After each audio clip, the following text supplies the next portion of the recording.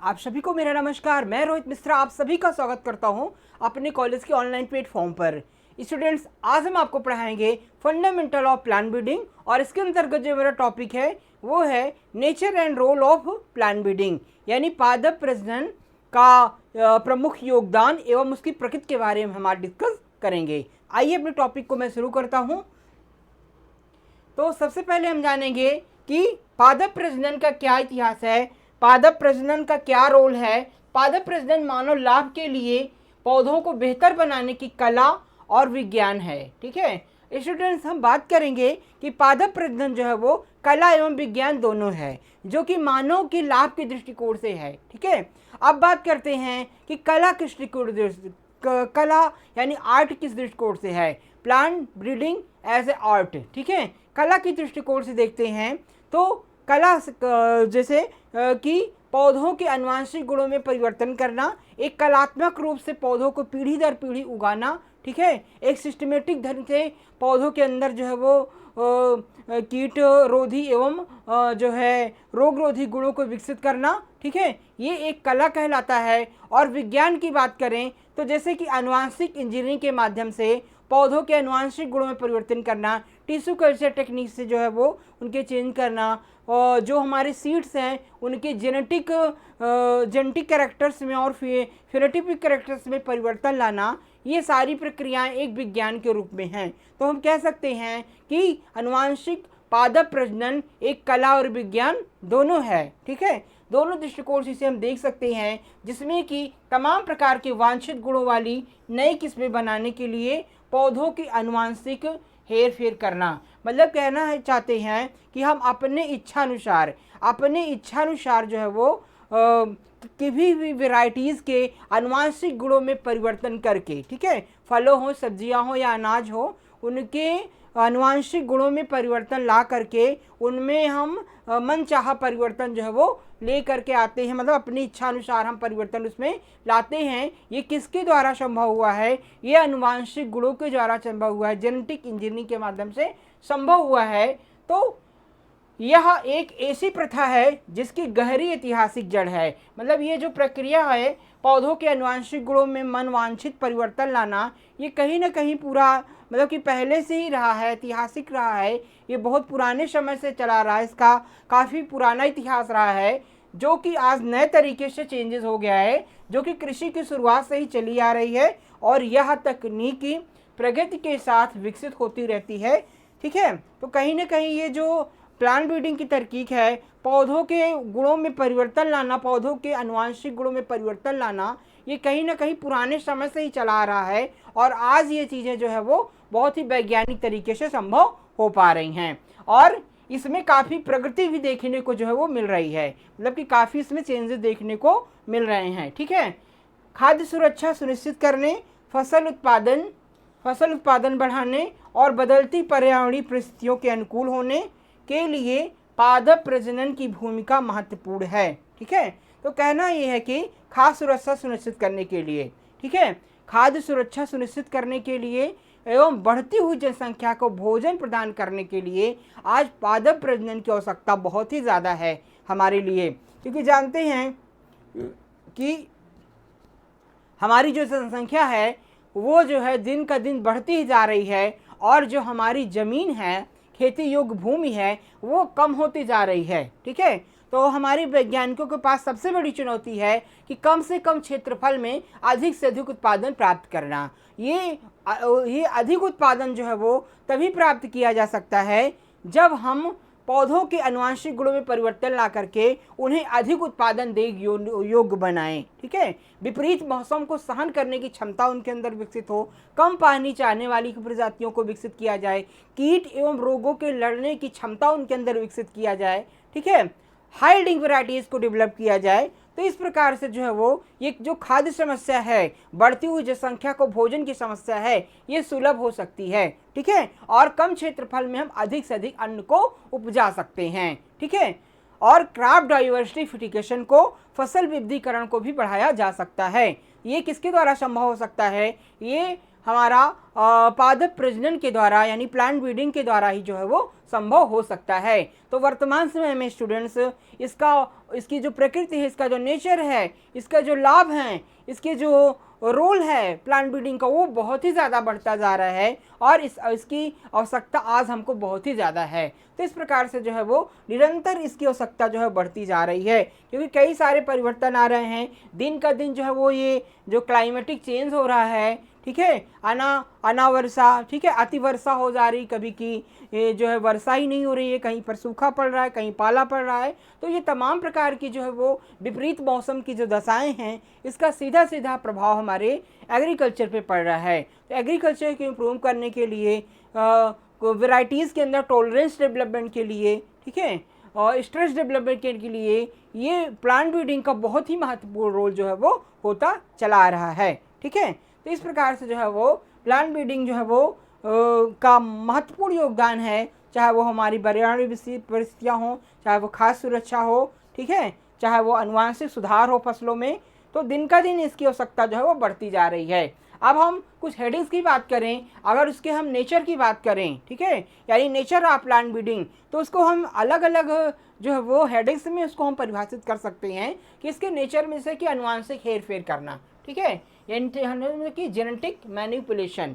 Genetic manipulation किस प्रकार से किया जा सकता है, यानी जेनेटिक मैनिपुलेशन की बात की जाए तो पादप प्रजनन में, ठीक है, पादप प्रजनन में चयन, संकरण, उत्परिवर्तन, प्रजनन और आनुवांशिक इंजीनियरिंग सहित विभिन्न तरीकों के माध्यम से पौधों की आनुवांशिक संरचना में परिवर्तन करना शामिल है। यानी जेनेटिक मैनिपुलेशन की बात की जाए, जेनेटिक हेरफेर की बात की जाए, आनुवांशिक गुणों में परिवर्तन लाने की बात की जाए, ये किसके द्वारा संभव हो सकता है कि पादप प्रजनन में जो सिलेक्शन है, चयन है, ठीक है, हाइब्रिडाइजेशन हो गया, म्यूटेशन हो गया, ठीक है, और जेनेटिक इंजीनियरिंग के माध्यम से, आनुवांशिक इंजीनियरिंग के माध्यम से पौधों के गुणों में परिवर्तन ला करके, ठीक है, पौधों को अधिक उत्पादन देने योग्य, विपरीत मौसम को सहन करने की क्षमता एवं कीट एवं रोगों से लड़ने की क्षमता उनके अंदर विकसित किया जा सकता है, ठीक है, और जिससे वो जो है वो अधिक उत्पादन देने योग्य और जो है विपरीत मौसम को, मतलब कि विपरीत परिस्थितियों को सहने योग्य उनको बनाया जा सकता है, जिससे कि उनके संरचना में परिवर्तन करना शामिल हो सकता है। तो ये कई तरीके हैं, ठीक है, ये कई सारी विधियां हैं हमारे पादप प्रजनन की, जिसके माध्यम से हम इनमें आनुवांशिक गुणों के हेर फेर करके फसलों को अधिक उत्पादन देने योग्य, अधिक विपरीत मौसम को सहने की क्षमता विकसित की जा सकती है, जिससे उत्पादन को बढ़ाया जा सकता है। ठीक है, तो इस प्रकार से जो है वो इसका महत्वपूर्ण नेचर है। ठीक है, अगला हेडिंग क्या है कि जैसे कि गोयल ओरिएंटेड, जो हमारी इसकी प्रकृति है, प्लांट ब्रीडिंग की जो प्रकृति है, यानी कि इसका नेचर की बात की जाए तो वो आपका लक्ष्य उन्मुखी है। ठीक है, लक्ष्य उन्मुखी है, मतलब इसका एक लक्ष्य है, निर्धारित लक्ष्य जो है वो पादप प्रजनन का एक निर्धारित लक्ष्य किया जाता है, जिसमें निरंतर रूप से प्रयास किया जाता है और उसको प्राप्त किया जाता है। ठीक है, इसका उद्देश्य है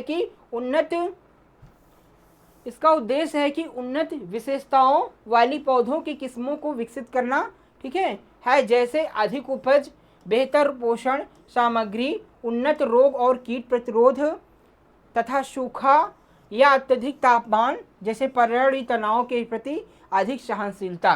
ठीक है, अब हमारा लक्ष्य क्या है, लक्ष्य हमारा है कि उसका उद्देश्य उन्नत विशेषताओं वाली पौधों की किस्मों को विकसित करना, मतलब कि हमारा मुख्य उद्देश्य है कि अधिक से अधिक अच्छे गुणों वाली प्रजातियों को विकसित करना। ठीक है, अच्छे गुणों वाली प्रजातियां कौन सी हैं, जिनके अंदर जो है वो विपरीत मौसम को सहन करने की क्षमता हो, कीट एवं रोगों से लड़ने की क्षमता हो, ठीक है, विपरीत परिस्थितियों के अंदर जो है वो, चाहे वो सूखा हो, पाला हो, ठीक है, गर्मी हो, ठंडी हो, उसको सहन करने की क्षमता हो और उसमें अच्छा उत्पादन देने की क्षमता हो।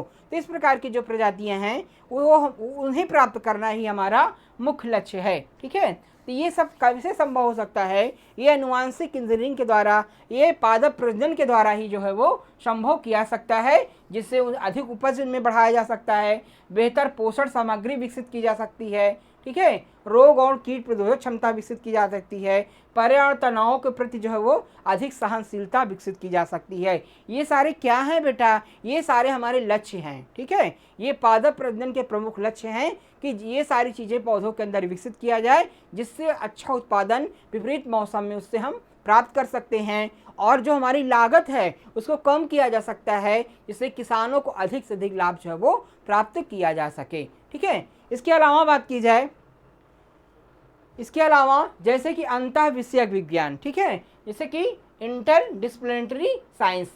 अब पादप प्रजनन अंतः विषय विज्ञान कैसे है कि पादप प्रजनन अपने लक्ष्यों को प्राप्त करने के लिए आनुवांशिक, वनस्पति विज्ञान, सांख्यिकी और अन्य क्षेत्र सिद्धांतों का उपयोग करता है। मतलब कि ये क्या है कि अंतः विषय विज्ञान भी है, मतलब कि इंटरनल रूप से, आंतरिक रूप से कई अन्य विषयों से जुड़ा हुआ विज्ञान है।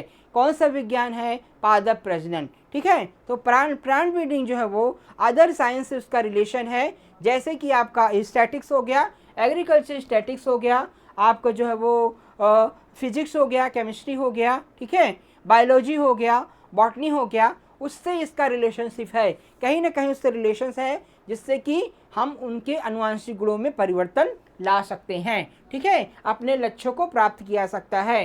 तो कई सारे अदर साइंसेज हैं, अदर साइंसेज अन्य विज्ञान से भी पादप प्रजनन का संबंध है, जिससे कि उसमें आनुवंशिक गुणों को परिवर्तन लाने में उनकी अन्य विज्ञान की मदद ली जा सकती है। तो ये भी इसका नेचर है, बहुत ही अच्छा है। इसके बाद फिर सतत विकास, सस्टेनेबल डेवलपमेंट की बात की जाए, सतत विकास में क्या है कि जैसे कि सरल चयन तकनीकों से लेकर परिष्कृत आणविक विधियों तक पादप प्रजनन निरंतर विकसित हो रहा है, तथा इसकी प्रभावशीलता बढ़ाने के लिए नई प्रौद्योगिकियों को शामिल किया जा रहा है। ठीक है, तो जैसे कि आपका सरल चयन तकनीकों से लेकर परिष्कृत आणविक विधियों तक पादप प्रजनन निरंतर विकसित हो रहा है। ठीक है, तो इसका सतत विकास निरंतर ही चला आ रहा है कि जो सरल तकनीकें हैं उनसे लेकर के जो कई प्रकार की जटिल समस्याएं आती हैं पादप प्रजनन के सुधार के लिए, नई किस्मों के विमोचन के लिए, नई किस्मों को विकसित करने के लिए, उन सभी समस्याओं को दूर करना, निराकरण करना इसका मुख्य उद्देश्य है। ठीक है, और उन्हें जो है वो सरल तरीके से विकसित किया जा रहा है, प्रभावशीलता बढ़ाने के लिए नई प्रौद्योगिकी को शामिल किया जा रहा है, मतलब उसकी और अधिक प्रभावशीलता को बढ़ाने के लिए उसमें नए नई परिवर्तनशीलता, नए नए गुणों को जो है वो विकसित किया जा रहा है। तो इस प्रकार से इसका सस्टेनेबल डेवलपमेंट किया जा रहा है प्लांट ब्रीडिंग का, तो इसका और ही महत्व ज़्यादा जो है वो बढ़ता जा रहा है। इसके बाद किया जाए कि रोल ऑफ प्लांट ब्रीडिंग, तो रोल की बात की जाए तो फूड सिक्योरिटी में इसका काफ़ी महत्वपूर्ण रोल है। ठीक है, खाद्य सुरक्षा में, तो उच्च उपज देने वाली और लचीली फसल किस्मों को विकसित करके स्थिर और पर्याप्त खाद्य आपूर्ति सुनिश्चित करने में पादप प्रजनन एक महत्वपूर्ण भूमिका निभाता है। ठीक है, तो मतलब कह सकते हैं कि फूड सिक्योरिटी की मेंटेन करने के लिए, फूड प्रिजर्वेशन के लिए, फूड प्रोसेसिंग के लिए अच्छे गुणों वाली प्रजातियों को विकसित करना, ठीक है, और अधिक उत्पादन देने वाली, ठीक है, और अधिक खाद्य सुरक्षा को बढ़ाने के लिए, जिससे कि हम उत्पादन को इंक्रीज कर सकें और फूड सिक्योरिटी को बढ़ाया जा सके, फूड सप्लाई को इंक्रीज किया जा सके। तो इन उद्देश्यों को लेकर के भी हम खाद्य सुरक्षा के लिए दृष्टिकोण से भी इसकी महत्वपूर्ण भूमिका है। तो पादप प्रजनन के माध्यम से अच्छे किस्मों को हम विकसित करेंगे, जो कि हमारे लिए जिसका पोषक मान अच्छा होगा और उत्पादन देने योग्य अच्छी होंगी, जिससे हम फूड सिक्योरिटी, फूड सप्लाई में उसका अहम एक रोल हो सकता है। तो इस प्रकार से इसका बहुत ही महत्वपूर्ण रोल है आपके फूड सिक्योरिटी के अंदर। ठीक है, अगला है कि जिसे क्रॉप इम्प्रूवमेंट, फसल सुधार के रूप में, तो फसल सुधार में इसका कैसे इसका रोल है महत्वपूर्ण, तो ये जो है यह फसलों के विभिन्न पहलुओं को बढ़ाने पर ध्यान केंद्रित करता है, जिसमें उपज, गुणवत्ता, स्वाद, पोषण मूल्य, रोगों और कीटों के प्रति प्रतिरोध और पर्यावरण तनावों के प्रति सहनशील शामिल हैं। ठीक है, अब फसल सुधार में इसकी महत्वपूर्ण भूमिका है। ठीक है, फसलों के आनुवंशिक गुणों में, फसलों के भौतिक गुणों में परिवर्तन ला करके फसलों को और अधिक उत्पादन देने योग्य बनाया जा सकता है। जैसे कि फसलों के अंदर जो है वो कई सारी जो है वो प्रक्रियाएं, जैसे कि उनकी उपज, उनकी गुणवत्ता, स्वाद, पोषण, उनका मूल्य, इसको बढ़ाया जा सकता है। रोगों और कीटों के प्रति प्रतिरोध और पर्यावरणीय जो स्ट्रेस है, ठीक है, इन्वायरमेंट स्ट्रेस है, पर्यावरणीय तनाव है, उसको इंक्रीज किया जा सकता है, उसको कम किया जा सकता है, जिससे कि फसलों के अंदर सुधार किया जा सके। विपरीत मौसम को सहने की योग क्षमता विकसित किया जाए, ठीक है। जैसे कि यानी सूखा है तो सूखा में कम पानी चाहने वाली प्रजातियों को विकसित किया जाए। जहाँ पर पानी की कमी है वहाँ पर उनको जो है वो वहाँ पर भी उनकी खेती की जाए, मतलब कम पानी में उनको अधिक उत्पादन देने योग्य बनाया जाए, ठीक है ना। तो इस प्रकार से तमाम प्रकार के क्लाइमेटिक जो चेंज हो रहे हैं इसको सहन करने की क्षमता उनके अंदर विकसित की जाए, ठीक है।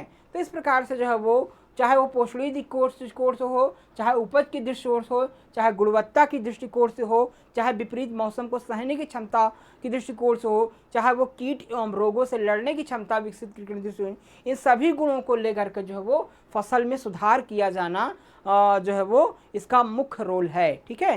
पादप प्रजनन की मुख्य भूमिका है फसलों के अंदर जो है वो आनुवांशिक एवं भौतिक रूप से सुधार लाना, ठीक है।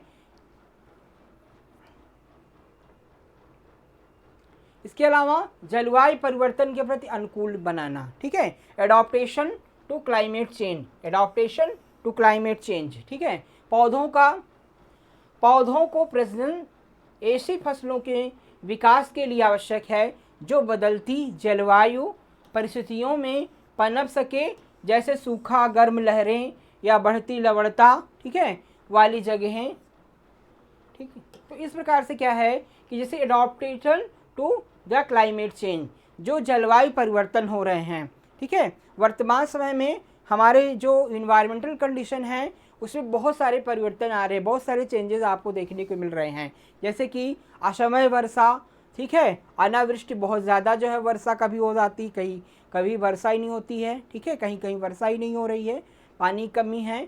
तो ज़मीन का जो हमारी लैंड है उसका जो है वो कहीं लवड़ी है, कहीं क्षारी है, ठीक है, कहीं ह्यूमस की कमी है, कहीं ह्यूमस की अधिकता है, ठीक है। मिट्टी के अंदर भी जो है कई सारे चेंजेस हैं, कहीं पीएच अधिक है, कहीं कम है, ठीक है। तो इस प्रकार से भी हैं। और कहीं पर जो है वो साल भर गर्मी रहती, बहुत ज़्यादा टाइमिंग में परिवर्तन हो रहा है, ठीक है, विंटर सीजन काफ़ी बढ़ जा रहा है, समर सीजन कम हो जा रहा है। तो ऋतुओं में भी धीरे धीरे देख रहे हैं कि आपको परिवर्तन देखने के लिए मिल रहे हैं, ठीक है। कभी देखिए कि लास्ट में ठंडी पड़ रही है, दिसंबर जनवरी ठंडी स्टार्ट हो रही है, हाँ। तो हमारे इस प्रकार से फसलों पर इन क्लाइमेटिक चेंज का सीधा प्रभाव पड़ रहा है, ठीक है। तो कहीं ना कहीं इससे उत्पादन में कमी आ रही है। तो हम फसलों के अंदर, वैज्ञानिकों के अंदर क्या है, वैज्ञानिकों के अंदर चुनौती है होनी चाहिए, ये एक महत्वपूर्ण चुनौती है कि किस प्रकार से फसलों के जो है आनुवांशिक गुणों में परिवर्तन किया जा सके, कि जैसे विपरीत मौसम को सहन करने की क्षमता हो, सूखा सहन करने की क्षमता हो, ठीक है, लवड़ी क्षारीय मिट्टी में उगने की क्षमता उनके अंदर विकसित किया जाए, ठीक है। तो इस प्रकार से जो है वो जो परिवर्तन, जो तापमान का फ्लक्चुएशन चल रहा है उसमें भी वो ग्रो करने की अच्छी क्षमता विकसित किया जाए, जिससे कि उत्पादन को अधिक योग्य बनाया जा सके, ठीक है, और विपरीत मौसम को सहने की क्षमता उनके अंदर विकसित किया जा सके। तो ये जलवायु परिवर्तन के प्रभाव के अनुकूल बनाने के लिए भी काफ़ी अहम रोल होता है इसको सहने के लिए, ठीक है। तो इस प्रकार से विपरीत क्लाइमेटिक को सहने की क्षमता विकसित किया जाए, ये किसके द्वारा संभव हो सकता है, ये पादप प्रजनन के द्वारा ही संभव हो सकता है। और इस दिशा में एक महत्वपूर्ण रोल है पादप प्रजनन का, ठीक है। इसके बाद फिर अस्थायी कृषि, सस्टेनेबल एग्रीकल्चर। सस्टेनेबल एग्रीकल्चर की बात करूँ मैं तो जैसे कि फसल की लचीलापन और संसाधन उपयोग दक्षता में सुधार करके पौधों प्रजनन अधिक टिकाऊ कृषि पद्धतियों में योगदान देता है, ठीक है। अब सस्टेनेबल एग्रीकल्चर की बात की जाए तो पौधों को जो है वो अधिक लचीलापन विकसित किया जाए, ठीक है। पौधों को अधिक लचीलापन, क्या मतलब क्या है कि फ्लेक्सिबिलिटी होनी चाहिए कि विपरीत मौसम में वो अधिक अच्छा उत्पादन दे सकें, ठीक है, विपरीत क्लाइमेटिक कंडीशन में भी अच्छा उत्पादन देने योग्य हो सकें, ठीक है। और संसाधन को उपयोग की दक्षता, जो भी संसाधन हैं उसको अच्छे से यूज किया सके, उसकी उपयोग दक्षता अच्छी हो, ठीक है, इसके योग्य बनाया जाए। और पौध प्रजनन अधिक टिकाऊ कृषि पद्धतियों में योगदान देता है, ठीक है। तो ये जो पादप प्रजनन है अधिक टिकाऊ जो कृषि है उसमें एक महत्वपूर्ण योगदान देता है, एक महत्वपूर्ण सुधार के योग्य जो है वो बनाता है। और जो खाद्य की समस्या है, बढ़ती हुई जनसंख्या की जो फूड की समस्या है, भोजन की समस्या है, उसको भी दूर करने में एक महत्वपूर्ण भूमिका जो है वो निभाता है। तो इस प्रकार से पादप प्रजनन अस्थायी कृषि में एक महत्वपूर्ण योगदान देता है।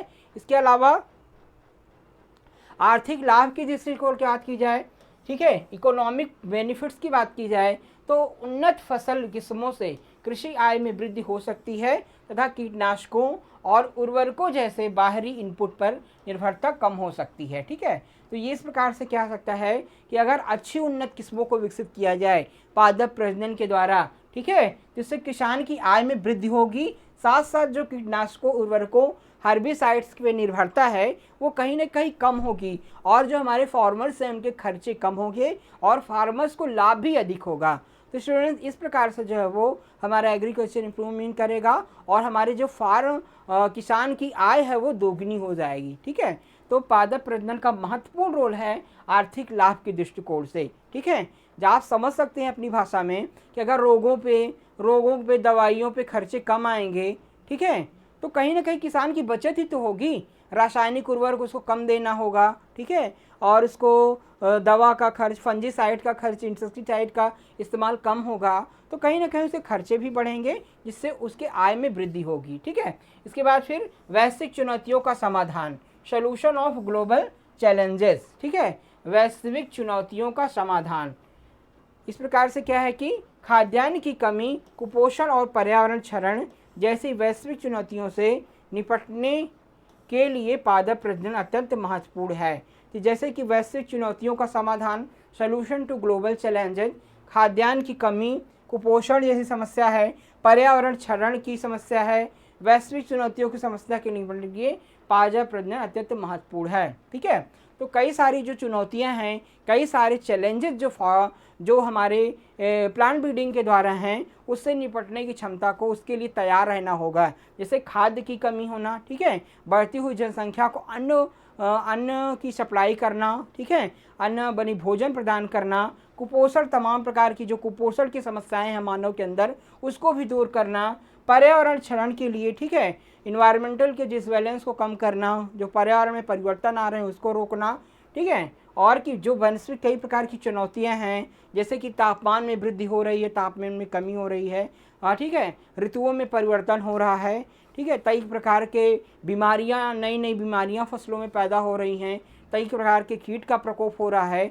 तो कई प्रकार की जो चुनौतियां हैं फसल उत्पादन के लिए, फसलों के उत्पादन के लिए कई सारी जो चुनौतियां हैं, इसके निपटने के लिए जो है वो पादप प्रजनन जो है वो उसका काफ़ी महत्वपूर्ण जो है वो योगदान है। ठीक है, तो कई सारी जो चुनौतियां हैं किसानों के सामने, उनसे निपटने के लिए पादप प्रजनन का एक महत्वपूर्ण योगदान है। ठीक है, तो इस प्रकार से जो है वो ये कई स्टेप में मैंने आपको समझाया कि उसका क्या रोल है और क्या नेचर है, यानी प्रकृति और जो है आपका रोल यानी योगदान, पादप प्रजनन का प्रमुख योगदान और पादप प्रजनन का प्रमुख प्रति, इस हेडिंग्स में आप अच्छे से समझ चुके होंगे। तो स्टूडेंट्स आज की क्लास में बस इतना ही। नेक्स्ट क्लास में हम फिर नए टॉपिक के साथ आपसे फिर मिलेंगे। हमारे क्लास को ज़्यादा से ज़्यादा आप शेयर करें, सब्सक्राइब करें और ऐसे ही बने रहें। आप सभी का बहुत बहुत धन्यवाद। जय हिंद।